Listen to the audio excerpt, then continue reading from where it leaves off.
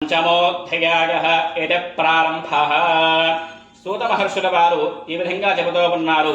ఓ మునిశ్రేష్ఠులారా, మీకు మరొక కథ చెప్పేదను వినండి. పూర్వము తుంగధ్వజుడు అనేటువంటి మిగులు ధర్మపరాయణుడై ప్రజలను కన్నబిడ్డల వలె చూస్తూ రాజ్యపాలన చేస్తూ ఉండేవాడు. ఆ మహారాజు ఒకనాడు వేటకై అడవికి పోగి తిరగవచ్చు మార్గ మధ్యములో విశ్రాంతి తీసుకున్నటకై ఒక మారేడు చెట్టు కింద కొంతమంది గొళ్ళలు తమ బంధుమిత్రులతో సహా వ్రతం చేస్తూ ఉండగా చూచి స్వామికి నమస్కారమైన చేయక నిర్లక్ష్యము చేశాడు. వ్రతము పూర్తయిన తరువాత గోపాలులు ప్రసాదాన్ని రాజుగారికిచ్చి స్వీకరించమన్నారు. గోపాలులందరూ కూడా ప్రసాదాన్ని తిన్నారు. కానీ రాజుగారికి అహంకారం అడ్డొచ్చి మీరు పెడితే నేను తినేదేమిటి అనుకొని ప్రసాదాన్ని అక్కడే విడిచిపెట్టి వెళ్ళిపోయాడు. అంతటా స్వామి కోపించి రాజుపై ఆగ్రహించాడు. తత్ఫలితముగా రాజు యొక్క 100 మంది కుమారులు చనిపోయారు. సర్వ సంపదలు సర్వనాశనమైపోయాయి. క్రమంగా దారిద్ర్యం సంభవించినది. అష్ట కష్టాల పాలయ్యాడు. ఇది అంతా చూచి రాజు ఆలోచించి ఇట్లా తలోపోశాడు.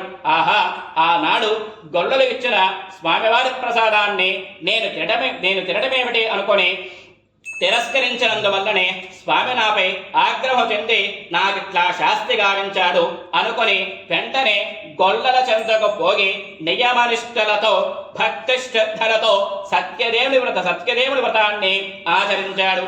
అంతటా స్వామి దయ తలిచి మరణ ధనధాన్య సంపదలను పుత్ర పౌత్రాదులను రాజ్య సుఖాలను ఇచ్చి అనుగ్రహించాడు. రాజు సర్వ సుఖములు అనుభవించి క్రమం తప్పక స్వామివారి యొక్క వ్రతాన్ని చేస్తూ అంత్యకాలమున సత్యలోకానికి ఎగాడు. మహోన్నతమైన ఈ వ్రత రాజమును భక్తి శ్రద్ధలతో చేసిన వారు, వ్రతము చూచిన వారు, కథ విన్న వారు సత్యనారాయణ స్వామి అనుగ్రహమునకు పాత్రులయ్యెదరు. ఆయన కృపచే ధనధాన్య సంపత్తులను పుత్ర పౌత్రాల సంతతిని పొందగలరు. ఇహపరలోకాల్లో సర్వ సౌఖ్యములు అనుభవించి మోక్షము నొందగలరు.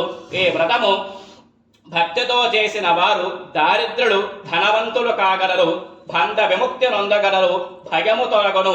అట్టె భక్తులు నిశ్చయముగా సకలాభీష్టి సిద్ధి నుండి అంత్యమున స్వర్గలోకానికి ఎగురు.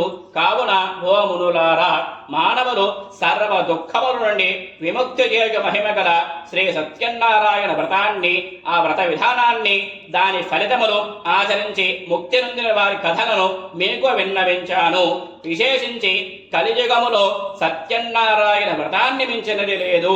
ఇది ప్రత్యక్ష ఫలప్రదమైనది.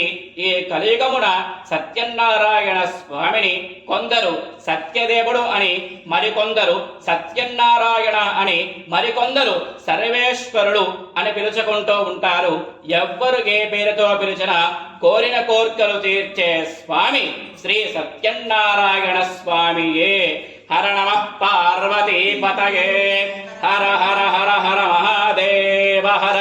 ఏడుకొండలవాడ వెంకటరమణ గోవింద గోవింద. జైత్రమారమణ గోవిందో హరి. అక్షరం అట్లా కలకద్దుకొని కొన్ని అక్కడ వేసుకుని తల వేసుకోండి.